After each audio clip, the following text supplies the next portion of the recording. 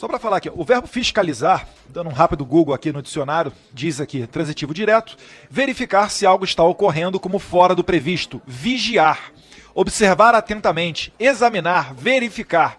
Então a fiscalização... Primeiro, eu acho que o deputado Eduardo Bolsonaro, além de saber ver o Google, deveria ter capacidade de interpretação de texto. Fiscalização, ele pode saber o que é, eu acho que qualquer criança vai saber o que é vendo o Google. Agora é fiscalização financeira e controle. E essa não tem sido a atribuição do convite a uma série de ministros. Deputado, eu peço respeito a Vossa Excelência. Essa comissão, a cada semana é uma enxurrada de convocações de ministros. Vossa Excelência está no seu primeiro mandato. Não estava aqui na legislatura passada. Me desculpe, presidente, a senhora não pode me desqualificar por eu estar no primeiro mandato. E você pode qualificar essa comissão. E me permita eu encerrar a minha intervenção. A senhora... Muito obrigado, mas não é questão de local para isso. Deputado, por gentileza, aqui não é festa do caqui mesmo, e eu não gostaria... Já está encerrado, está permitido. Eu peço aos colegas que se comportem com o devido respeito a essa comissão. Aqui tem uma presidente, que foi presidente da CCJ, aliás, a primeira mulher a presidir a CCJ, a primeira mulher a presidir a CFFC, e conhecimento por todos os partidos.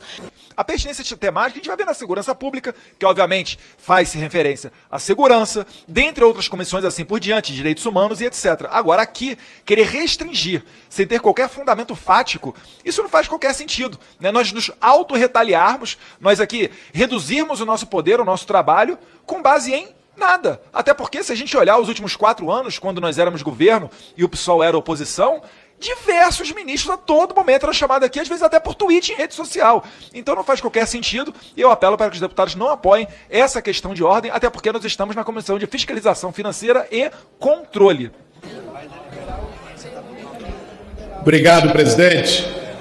Hoje eu quero trazer aqui um debate essencial, que são os direitos das aposentadas e aposentados do nosso país. Em algumas sociedades, meu caro Chico Alencar, o envelhecimento é encarado com deferência e respeito. Envelhecer é até tratado como um sinal de sabedoria. Assim deveria ser. Nós temos a humildade de poder tratar as pessoas idosas com a dignidade que merecem. Pessoas que sempre contribuíram, tiveram uma vida de contribuição à sociedade. Lamentavelmente, não é isso que a gente vê quando se trata de políticas para os aposentados. Eu me lembro, o ministro da Economia do governo anterior, Paulo Guedes, chegou a dizer de forma preconceituosa que todo mundo quer viver 100, 120 anos, mas o Estado não consegue acompanhar. Eles tratam como se o idoso fosse um peso, um fardo para a sociedade carregar. E nós não podemos permitir esse trato, e por isso eu quero falar aqui de 3 iniciativas legislativas nessa casa em defesa das aposentadas e dos aposentados. O primeiro é o PL que nós estamos apresentando, que mexe naqueles empréstimos fraudulentos de financeiras e bancos para os aposentados, que é o famoso consignado que ninguém pediu.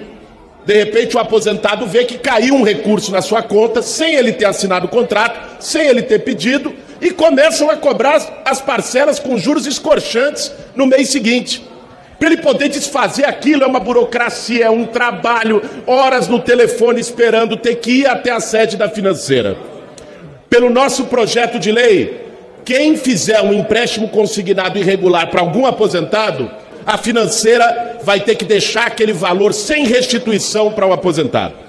Aí eu quero ver se as financeiras e os bancos vão continuar fazendo essa fraude. Há também uma PEC protocolada nessa casa, que é a PEC que proíbe o confisco das aposentadorias de servidoras e servidores dos municípios e estados, que foi uma avalanche de confisco que passou a ocorrer depois da reforma da Previdência de 2019. E há, por fim, o terceiro projeto, o PL 8949, do qual eu sou relator na Comissão de Constituição e Justiça, que dispensa o segurado do INSS e do BPC de refazer perícia médica para manter a aposentadoria. É desumano, Kizai. Um aposentado de 80, às vezes 90 anos, tem que ir a cada 2 anos no INSS para poder refazer a sua perícia.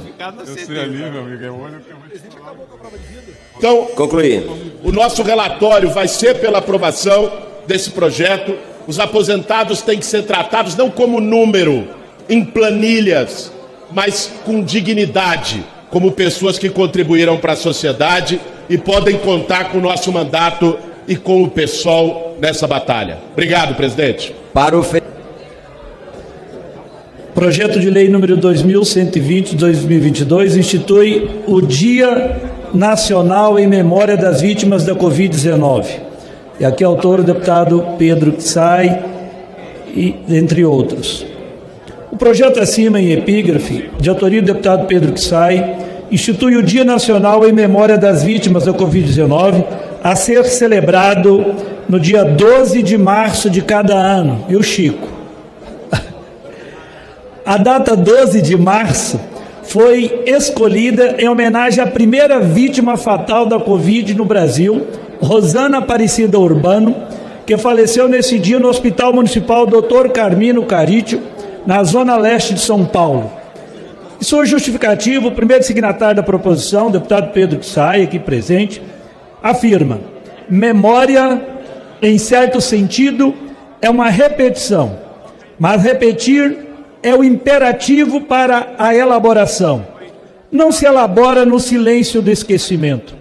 Repetir em contextos acolhedores é a possibilidade de sarar feridas pela construção de sentidos, pela identificação de solidariedade e pelo desfazimento dos nós, permitindo, ou mesmo propondo, olhar para a frente, apontar futuros e plasmar utopias.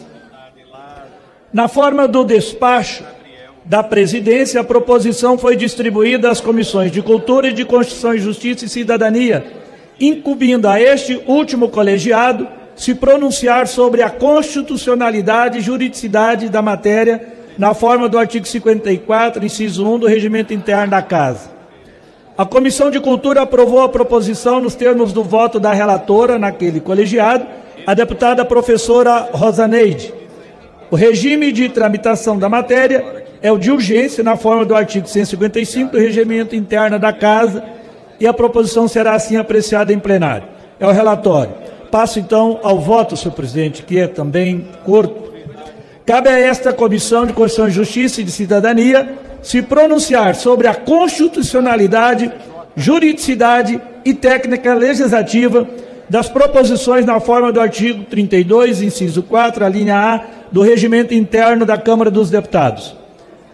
A União tem competência dividida concorrentemente com os Estados e o Distrito Federal para legislar sobre cultura na forma do artigo 22, inciso 9, da Constituição da República e na forma do inciso 12 do mesmo artigo sobre defesa da saúde.